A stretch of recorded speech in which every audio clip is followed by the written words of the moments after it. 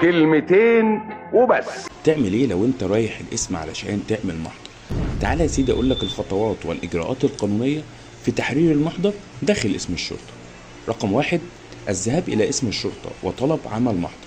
2: سيقوم امين الشرطه بسماع الواقعه التي تريد ان تحرر المحضر بشانها، علشان هما بيبقوا عندهم ساعات محاضر مصوره جاهزه او محاضر لازم تتكتب سواء كمبيوتر او سواء تتكتب بالخط اليدوي. امين الشرطه هيطلع لحضرتك الورق اللي هيكتب فيه المحضر، وبعد كده هيبدأ يسألك مجموعة من الأسئلة.